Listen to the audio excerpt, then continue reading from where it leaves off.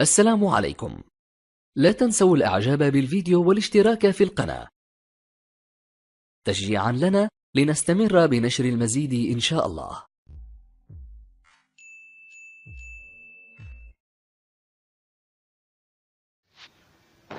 السلام عليكم ورحمة الله وبركاته.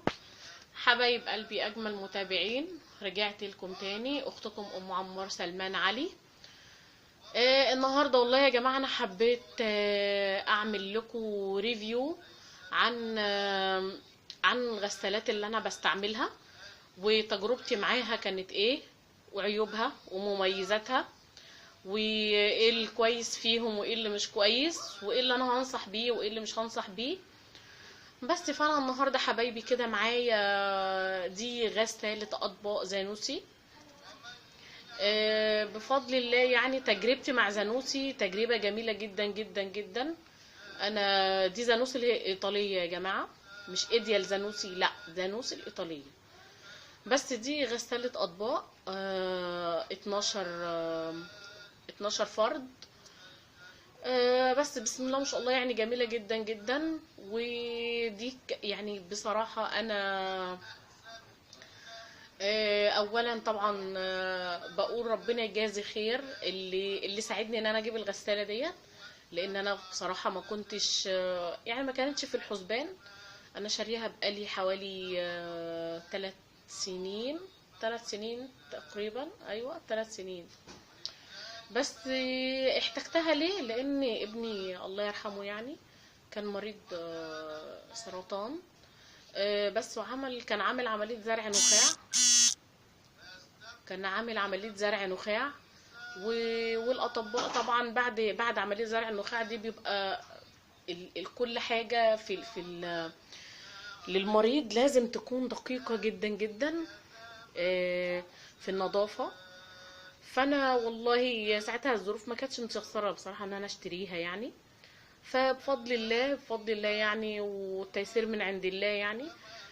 ربنا اكرمني بحد كده ابن حلال ساعدني ان انا اجيبها بالقسط يعني. بس جبتها، وكانت لانها طبعا كنت بقى عايزه درجه حراره عاليه جدا، وكنت عايزه كمان اعمل تعقيم لكل حاجه ابني الله يرحمه يعني كان بيستعملها. فبفضل الله يعني جبتها والحمد لله بسم الله ما شاء الله يعني. جميله جدا جدا. هي بصوا كده يا جماعه، ده شكلها كده من بره. انا اولا يعني مش حاطه الغسالات في المطبخ ولا في الحمام لان عندي مساحه ضيقه جدا. فانا كده ايه، دي كده على يعني دخل باب الشقه حته كده، الجزئيه دي كده انا حاطه فيها الغسالتين، غساله الاطباق وغساله الملابس، بعيد بقى عن الميه والكركبه في المطبخ والكلام دوت. هنا بفضل الله كده محفوظين ومش عاملين اي مكان شكل وحش في الصاله يعني، شكلهم كويس يعني بفضل الله. بس ده كده شكلها من بره. دي الديجيتال يا جماعه، بصوا دي كده الديجيتال. بصي هنا بتوصل لدرجة حرارة يعني عالية جدا، 90 وكده. في هنا بس دي شكلها من جوه، تعالوا كده نشوف شكلها يا جماعة من جوه. ده كده المكان اللي بتحطي فيه المسحوق اهو، وده المكان بتاع الزيت.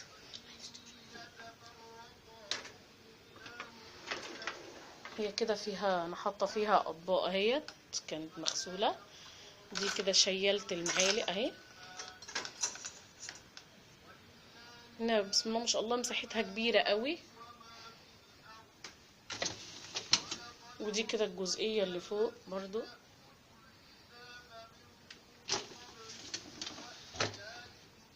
بس دي كده من جوه. بس انا كنت بستخدم لها في البدايه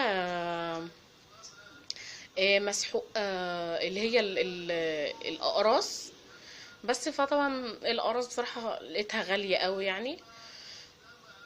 بس فغيرت، دلوقتي بجيب المسحوق لوحده والزيت لوحده والملح لوحده يعني. بس بستعمل فانيش بصراحة، لأنه هو كان في عطل بسيط حصل فيها كده، يعني حاجة معرفتش أنا استخدمها. فلما جه المهندس يعني من الشركة وكده، قال بنصحكم بصراحة بفانيش، يعني حاجة مستوردة وجميلة وبتحافظ على عمر الغسالة كمان يعني. بس فمن يومها بصراحة وأنا بجيب فانيش. أهي دي شكلها كده من بره. هي بصراحة حاجة يعني اختراع يعني. يعني انا بشكر جدا جدا اللي اخترع غسالة الاطباق دي بصراحة يعني. بتوفر بقى حتى حاليا، يعني بعد ما ابني الله يرحمه توفى وكده. بصراحة بستعملها طبعا، وبتعقم لي الحاجة، بتعقم لي الحاجة كويس جدا. ما بحتاجش بقى احط في مية سخنة مش عارفة ايه. لا، هي بتعقمها لي وبتقوم بالواجب تمام يعني. بس بفضل الله كده، دي كانت تجربتي مع غسالة الأطباق زانوسي. حقيقي حقيقي والله يا جماعة من غير مبالغة، دي يعني ماركة جميلة جدا جدا. أنا استعمالي بقالها 3 سنين معايا، 3 سنين وشوية اهو. بفضل الله ما جاش يعني طلبناش الشركة إلا في حاجة أنا ما كنتش عارفاها في الأول. حاجة كان غلط مني أنا، يعني أنا اللي استعملت حاجة غلط. بس في الحالة دي بس طلبنا الشركة وجه المهندس بس فهم لنا الحاجة اللي احنا ما كناش فاهمينها يعني. بس وهي بفضل الله زي الفل يعني، ونظافة وتعقيم. بسم الله ما شاء الله جميلة يعني. ربنا يرزق كل واحدة فينا ان شاء الله ان هي تجيبها ان شاء الله يعني. مريحة جدا ومفيدة. الواحد طبعا في ايام كتير مش بيكون قادر يقف على الحوض، تعبانة كده. وانا كمان عشان كان ظروف مرض ابني سلمان يعني، الله يرحمه. فكنت طبعا طول الوقت طبعا بره، عايزه اقعد طبعا اقعد معاه، ما تشغلش عنه بقى في واقفه في المطبخ وغسل المواعين والكلام ده. فكنت يا دوبك اعمل اكل بصراحه، والحاجات بقى اللي تتوسخ مني وكده احط طبعا في الغساله على طول. بس فالله يرحمه، والحمد لله على كل حال. ودي كانت قصتي مع غسالة الأطباق زانوسي، وإن شاء الله يا رب تعجبكم. وهي حقيقي اللي مقبلة على إن هي تشتري غسالة أطباق، تروح تشتري زانوسي الإيطالية وهي مطمنة. والله دي بأمانة من أختكم معمر سلمان علي يعني. يلا والله الموفق والمستعان، وربنا يوفقنا جميعا يا رب، ويستر لنا الخير جميعا إن شاء الله، ويحفظ أولادكم من كل شر يا رب العالمين. والسلام عليكم ورحمة الله وبركاته.